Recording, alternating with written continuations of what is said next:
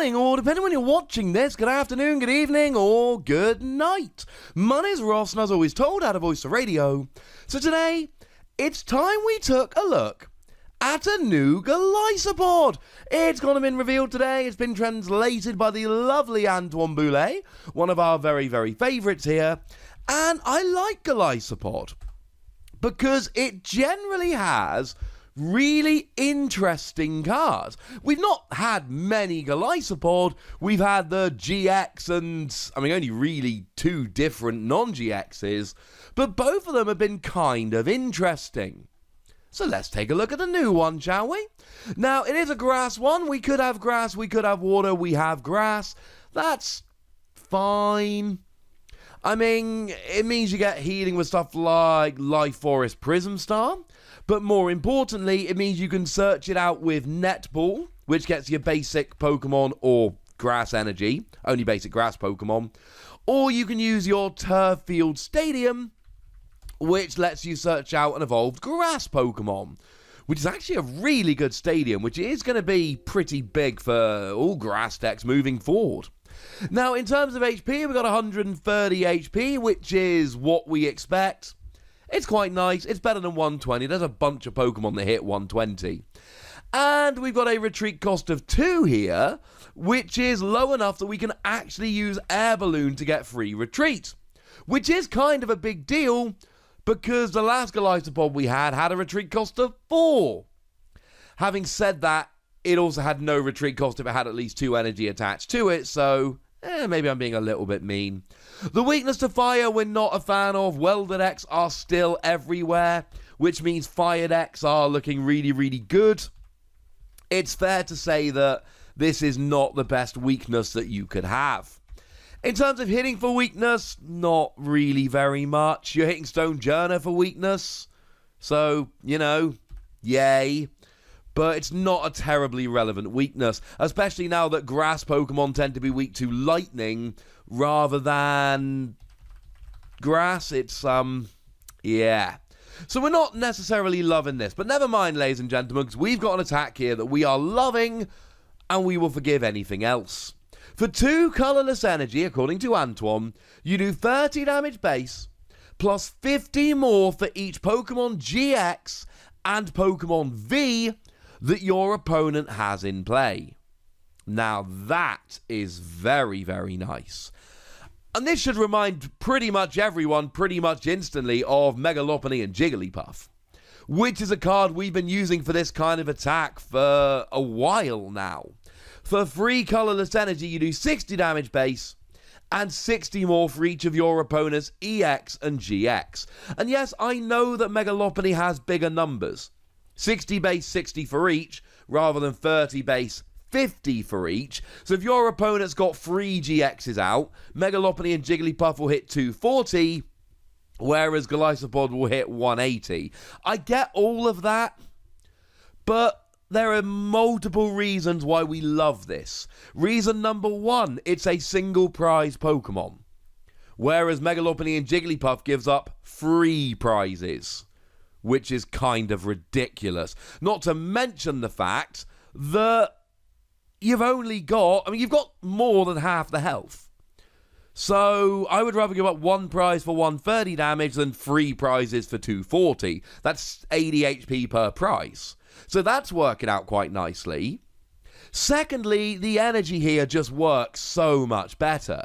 Mega Lopunny and Jigglypuff cannot use Twin Energy because they're a GX Pokemon, and even if they could, they'd still need an extra energy, and they cannot use Triple Acceleration Energy because they're a basic Pokemon. Well, Golisopod here only needs 2 energy, so this can be paid entirely using Twin Energy, or it can be used entirely paying Triple Acceleration, though do remember Triple Acceleration falls off at the end of your turn, so generally speaking Twin Energy is a better option here. Or you could just use Welder yourself if you really wanted to. The point is, this is a very easy attack cost to pay, and Mega Lopunny and Jigglypuff can pay the attack. We've seen it in Malamar decks accelerating Psychic Energy, we've seen it in Welder decks accelerating Fire Energy, though you do need the Welder plus plus the attachment rather than just the welder that Golisopod would need. And we've even seen it in like Arceus and Alga and Palkia decks that can accelerate free energy using their attack. It's doable, it works. But the problem is, it's just not as easy. And of course, the third reason, and this is what's going to make it so much more relevant as time goes by, this also includes Pokemon V. Mega Lopunny and Jigglypuff does more damage for each EX and GX. This does more damage for each Pokemon GX and V. Okay, in Expanded, maybe it's not going to be good enough because there's more EXs. But in Standard, there are no EXs. They've literally all rotated. And Pokemon V are getting bigger and bigger. So yes, okay, Mega Lopunny might do 60 damage base, plus 60 more for each relevant Pokemon, and Golisopod does 50 base plus 30 more for each relevant Pokemon. But if you get 2 or 3 more relevant Pokemon, which absolutely might be the case, does it matter? Arguably not. You see, Mega Lopunny and Jigglypuff for a while has been really good with Pikachu and Zekrom, or should I say, against Pikachu and Zekrom. Because they generally would play Pikachu and Zekrom, maybe Raichu and Alolan Raichu, they played the Dene, and that'd be basically it. They'd play Tapu Koko Prism Star, but that would be Lost Zone from the bench, so it didn't really matter.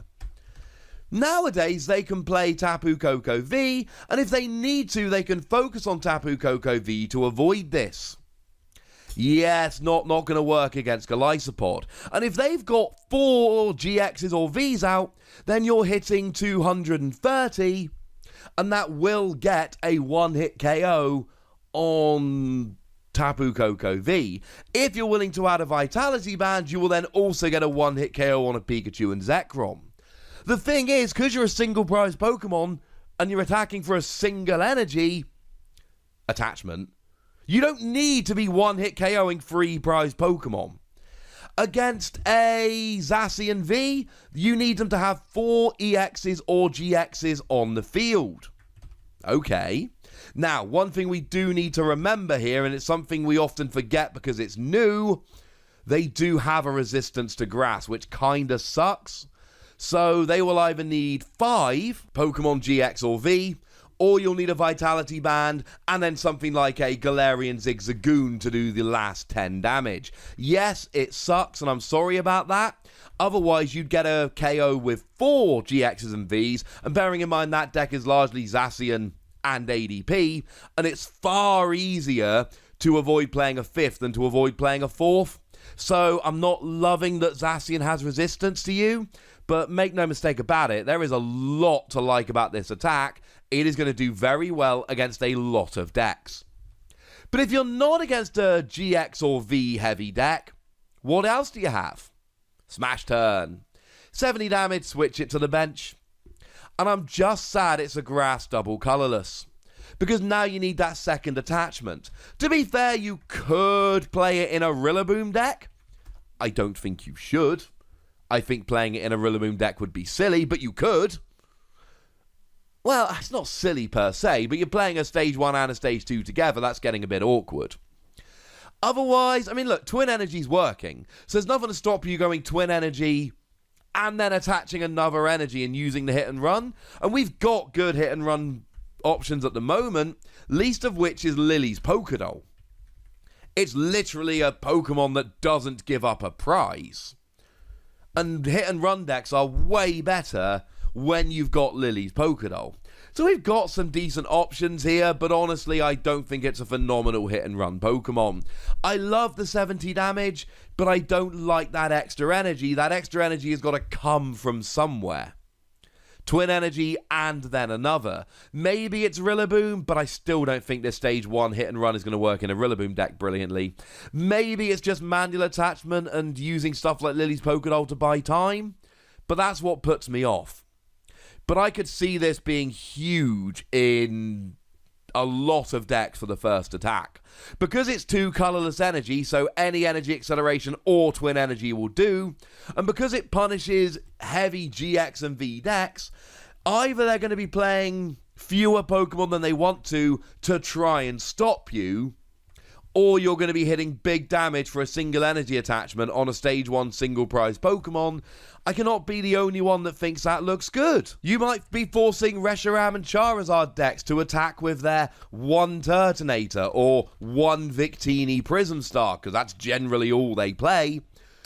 That's the kind of situation where you're going to be looking pretty tidy. I'm giving it 4 Wassies. I really think this is a good Pokemon, and I honestly think 4 Wassies might end up looking a bit misery by the time this rotates out. I think the fact that it's a single prize Pokemon, the fact that it's a single energy, and the attachment, and the fact that it counts for GXs and Vs really elevates this as a really good card. But I'd like to know what you think. So let me know in the comment section. Go nuts, be nice. And then make sure you like this video, subscribe to this channel, follow me on Twitter at the Wassie, and Twitch for some live action at twitch.tv/PTCGRadio. If you want to support the channel, get some bonus podcasts and all that good stuff, head on over to patreon.com/PTCGRadio, or you can do exactly that. And please do make sure you're checking out youtube.com/WassiePlays, where you can find out about a whole bunch of games that don't have Pokemon in, but are pretty gosh darned awesome. But by far the most important thing as always, look after yourselves till next time, would ya? Thank you very much for watching. My name's Ross, and you've been watching PTCG Radio.